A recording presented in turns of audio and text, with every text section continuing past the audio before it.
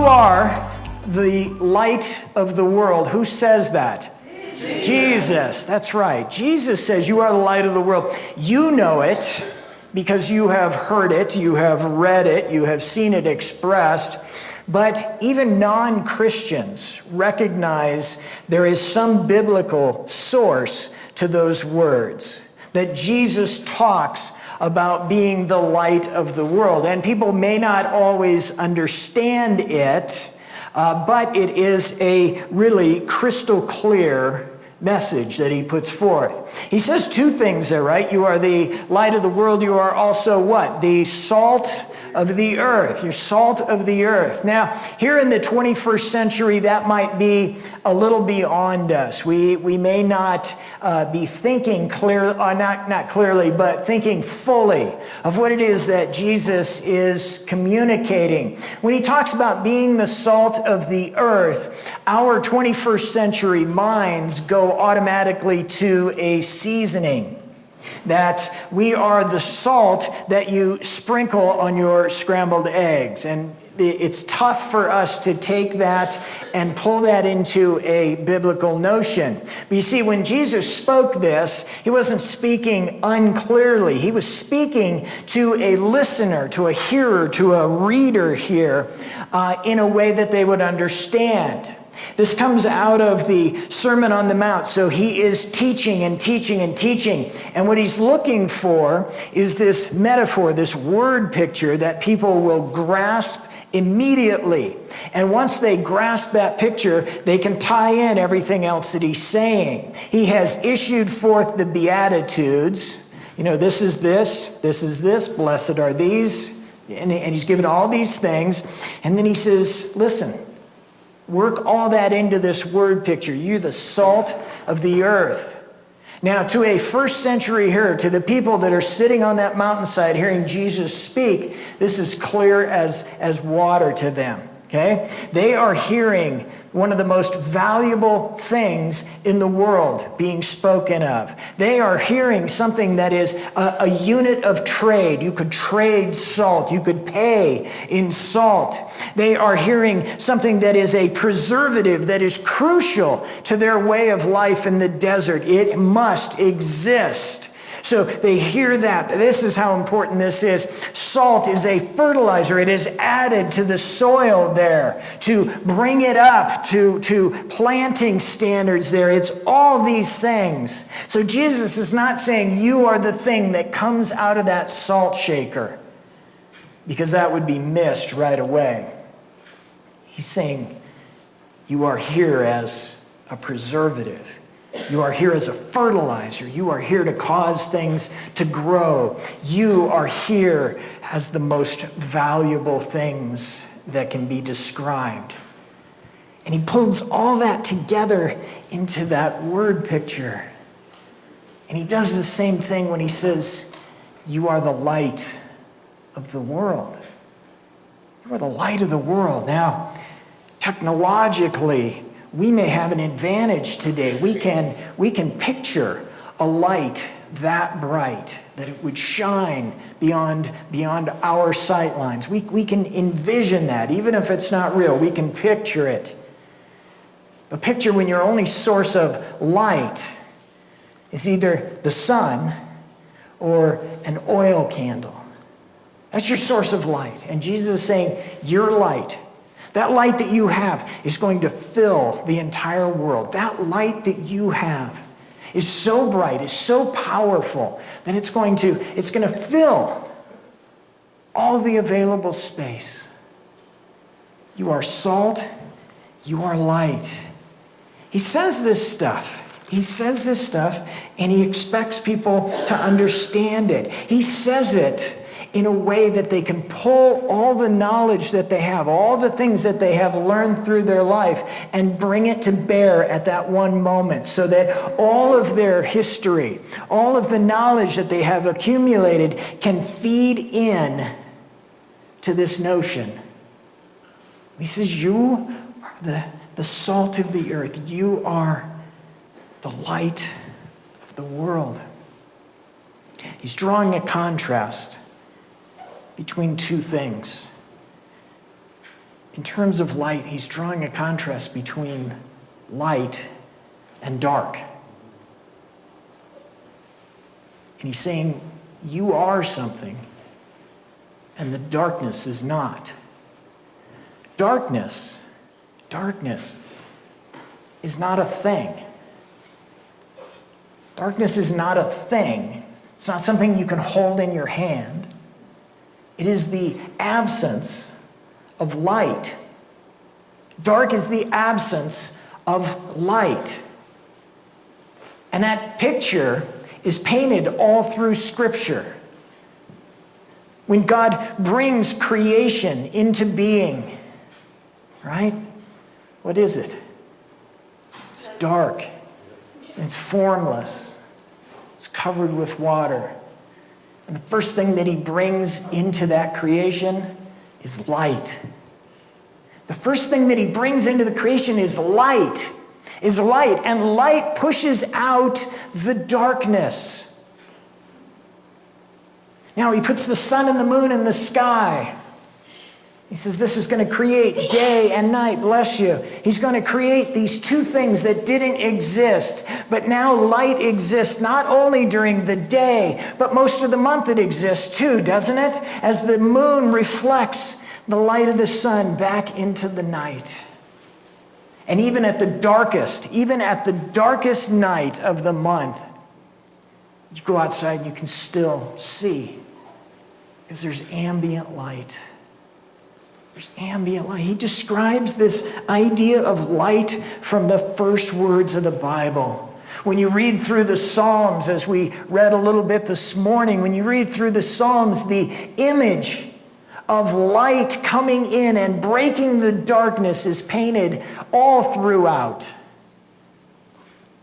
When you go on further, you talk about Isaiah. Isaiah is prophesying doom and then hope. And he paints it in this picture. There's darkness in the land. There is a darkness in the people. But the light is going to come. This carries on into the New Testament. John, in the very first paragraph, talks about Jesus being the light. He talks about Jesus bringing the light. He talks about the light expelling and bursting in the darkness, as though people didn't even understand that they were in the dark. Paul writes in Ephesians, and you've heard this most recently. He writes in Ephesians, you were once in darkness, and now you've been set free. Now you've been set into the light. Peter talks in his letter and in his special way. He talks about you. He says, you're a chosen people. You are a chosen people. You are a chosen people set apart. A holy nation. That's what that means. A holy nation. A people that are set apart for God's purposes. Because, as Paul wrote, you were once in the darkness, but you've been brought out of the darkness. Light and dark are so powerful. They are so powerful. And the imagery on all the pages, wherever you see that contrast, that imagery is meant to convey what you were, where you were, how you were, and then how things are now. Where you find yourself now, what you find yourself showing now. You were once in the darkness, but now you've been set free. When Jesus announces that the kingdom is near, he is using language that is so close to what God announced in the beginning of the story. God says, let there be light, and there is light. And everything changes from that point. Jesus is saying the kingdom, the light, is so close. The kingdom is near. The kingdom is here in the form of Jesus. The kingdom is here in all the things that you're about to see in the Gospel of Mark. The kingdom is near. And though the fullness of the light may be somewhere off in the distance, the fullness of the light may still be yet to be realized, you are now in the edges of the light. And look how bright it is, even over here in the edges. And what Jesus shows through his ministry, throughout the Gospels, as it draws closer and closer to the light, is that it becomes more and more powerful, more and more personal. This is such a wonderful word picture that he gives us, because every one of us can understand this. We can see in our minds the difference between dark and light. We can see how darkness represented our life before Christ. We can see how the light represents our life now. And we can see the hope or the lack of hope over here in the dark, and then the hope that exists in the light. This is such a powerful, powerful picture. And the reason it's so powerful, the reason that it builds up to this, is because it defines our assignment. It defines what we are supposed to be. It defines what we are called to be. Light of the world. The light in the darkness. The light in the dark world that pushes out the darkness. The light that cannot be extinguished by any amount of darkness. The light of the world is meant to represent what Jesus was then, what he will be in the time to come, and it's the assignment that he gives us. And we read in Mark, and we can just read this as history. We can read it as fast history, as like a TV show that has to be over in 30 minutes. Because Mark just goes, Jesus was here and he did this. Then he went here and he did this. Then he went here and he said this. Then he went over here and he did this again. Then he rested for a minute and then he went over here. And we can see this thing moving along. But Mark has a purpose in that. He's saying, look how fast the light moves. Look at how the light just invades as Jesus moves from this place to this place to this place. Where people are in the dark, Jesus brings the light. If you remember, we left off in verse 20 last week. He had announced that the kingdom had come. He announced that the kingdom of God was near. And all who heard that understood that he was referencing himself, and it was he was referencing the change that they would see in the world because he had come present. For the doubters, what does he do? He walks down to the lake and he says, you and you and you and you follow me. And they do. He doesn't use any magic. He doesn't strong arm them. He simply, in his divine authority, in the light that is just pouring off of him, says, come follow me. Come follow me. I'm going to show you a better way. Instead of fishing for these things, I'm going to teach you to be fishers of men. Follow me. And they do. And they follow him, and the story moves quickly. They go to Capernaum. Now, why do they go to Capernaum? Because Peter lives there. And so this is going to be their headquarters for the briefest of moments. For maybe a couple of chapters, they will stay in Capernaum, and Jesus will minister out of that. So they go to Capernaum, and when the Sabbath comes, this is verse 21, Jesus went into the synagogue and began to teach. Now listen to this. The people were amazed at his teaching, because he taught them as one who had authority, not as the teachers of the law. Dark and light. Now in this picture, it's not darkness in terms of evil. It's darkness in terms of divine authority and divine clarity, of communicating in a way that people need to hear. Why are the people amazed at Jesus' teaching? Again, no magic, no theophany here. This is not God bellowing from the clouds here. They are amazed Because in the authority that Jesus carries, in his personal way of looking into each person's eyes and communicating on a personal level, they are seeing something that they have never heard before. You see, the people in the synagogue, the rabbis there that would be teaching out of a book. They would be saying that on this page, it says this.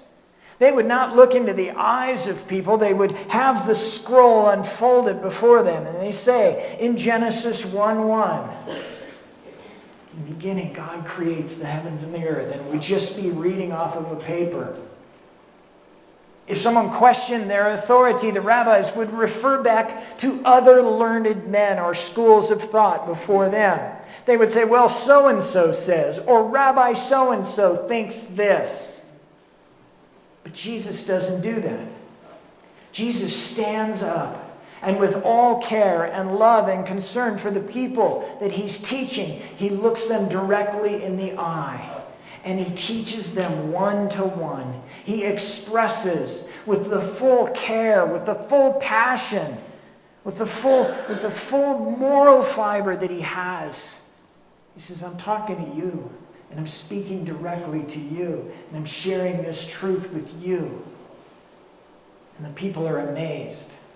They are amazed because God has never spoken directly to them. God has spoken through intermediaries, and the rabbis have just taken it to its logical extreme. They're just referring back to other authorities before them. But look what Jesus has done. He's brought light.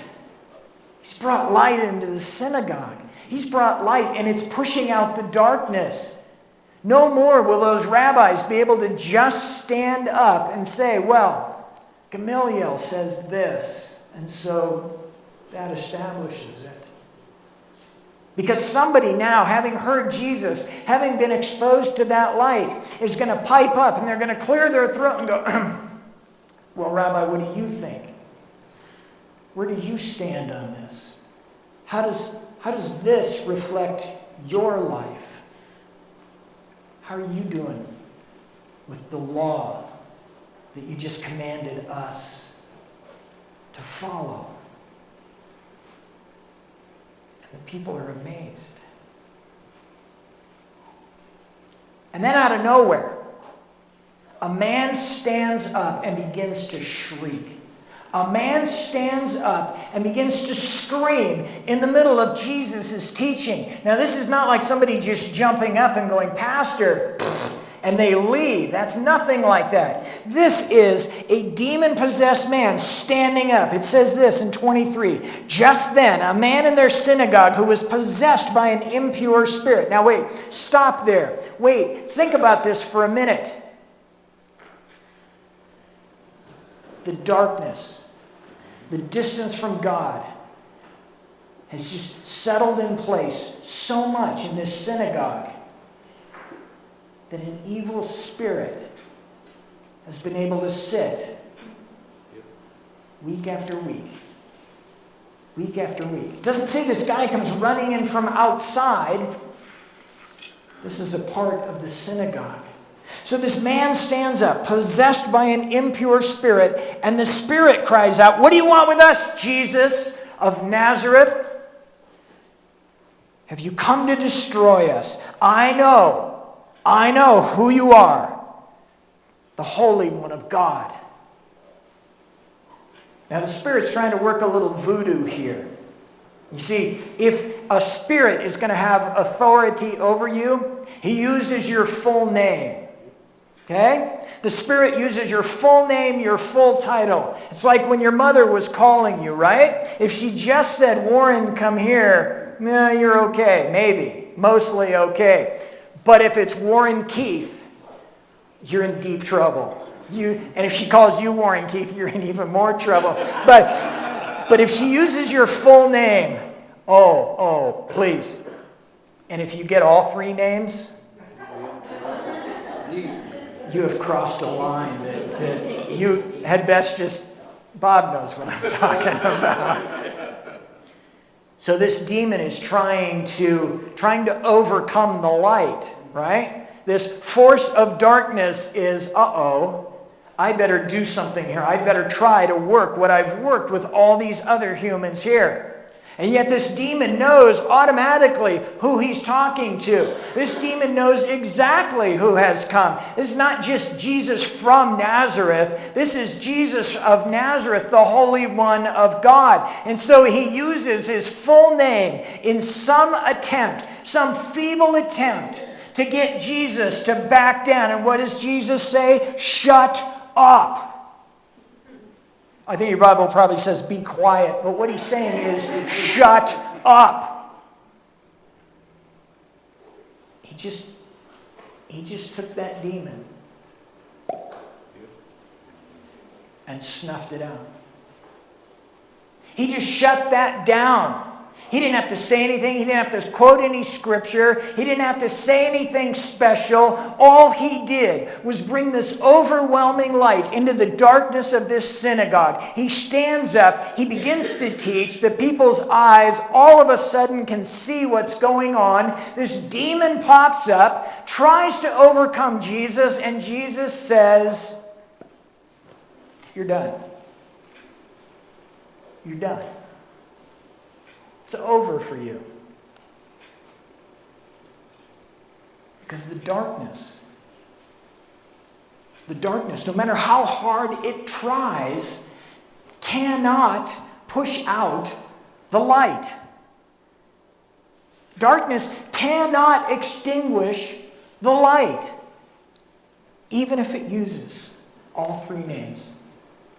The darkness has no power over the light. But when the light comes into a room, when the light comes into a situation, when a light comes before the forces of darkness, they're powerless. They're absolutely powerless. "Be quiet," said Jesus sternly. "Come out of him." The impure spirit shook the man violently and came out of him with a shriek. And once again, the people were all so amazed that they asked each other, "What is this? What is this? A new teaching and with authority? He even gives orders to impure spirits and they obey him." News about him spread quickly over the whole region of Galilee. If I can be so bold, the light begins to dawn in Galilee. The people are amazed because they've been in the dark. The people are amazed because they've not been able to see any of this before. It's not as though all of God's people before could direct their attention to the evil spirits, that they too could push that light out, that they could address the evil in their midst. It's just that they had not done it. They had felt powerless before the evil that was in the world. They had felt powerless under Satan's span of control or how he exercised his control. They had felt like there was nothing that they could do. But Jesus comes in, glowing Jesus, with his full divine authority, with his moral and pureness. He comes in and he shines the light, and the demons pop out of every place that they are. And he doesn't have to drive them out with a whip. He doesn't have to kick them to get them out. All he has to do is say, "Out, out." Because it is impossible for the dark to overcome the light. It's impossible. And that's what these people are finding so amazing here in the synagogue. Darkness will always yield to the light. Always. Darkness will always give in to the light. You and I can push darkness back.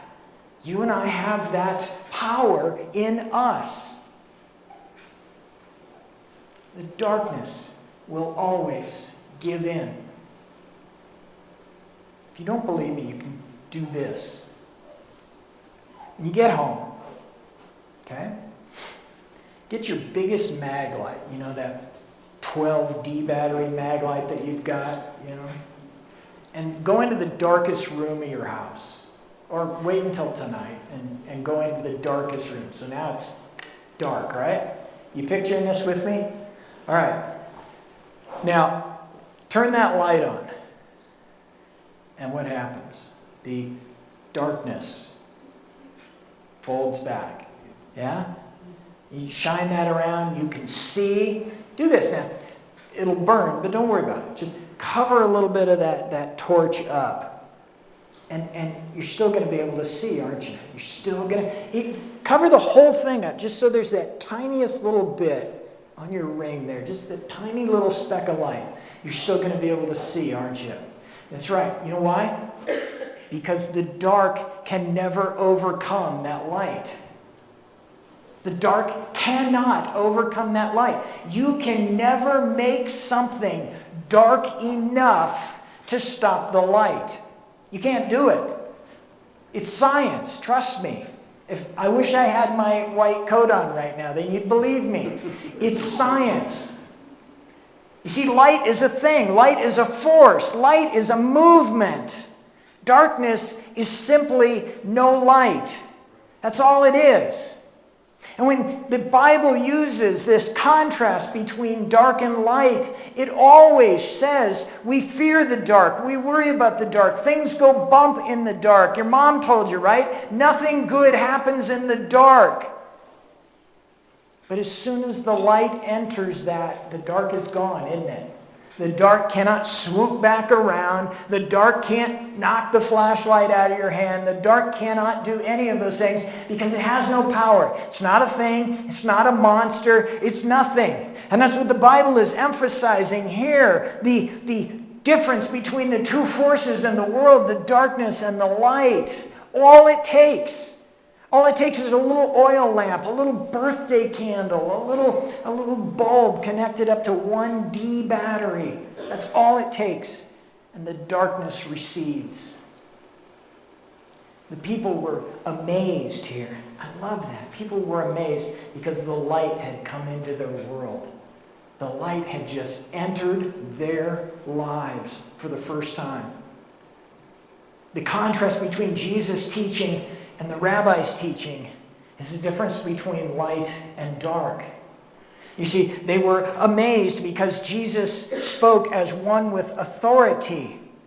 Well, it's not authority in terms of he's more forceful. It's authority because it carries the light with it. You can see the light burning in him. You can see the effect of the light. Their eyes are all opened up. When this demon jumps up and threatens to sing, something 22 times. When he jumps up, Jesus says, hush, hush, and get out. Hush and get out. And the demon has nothing. The demon has no comeback at all. The demon can do nothing but recede because the light has come into the world.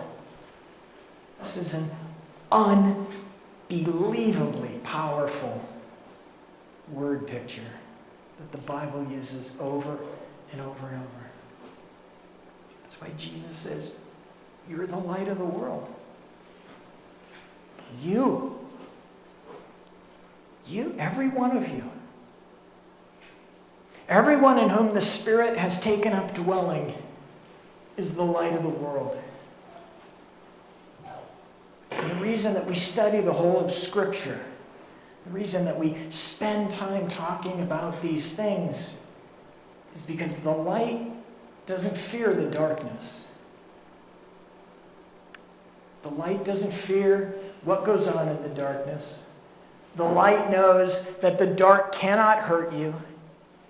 The light knows that once it's present, all the darkness recedes. And it stays absent.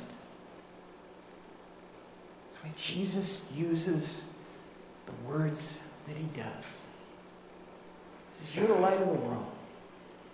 is salt of the earth. It's going to be through you, through God's people, through those who have put their trust in Jesus. It's going to be through them that the world begins to know the hope and the peace and the promise of the restoration of shalom.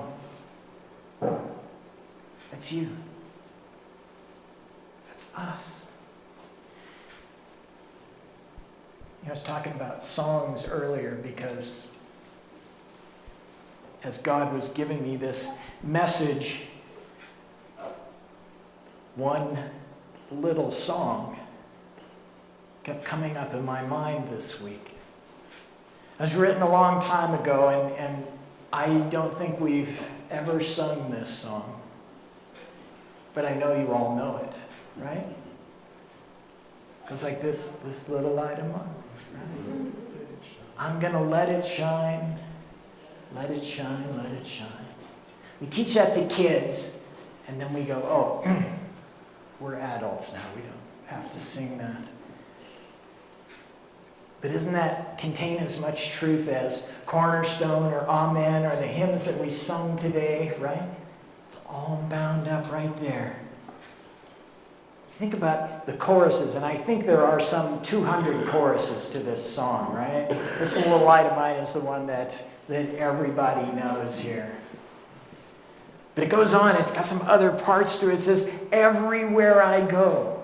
Right? You know this part? I'm not going to sing it to you, but everywhere I go, I'm going to let it shine, let it shine, let it shine. Wow.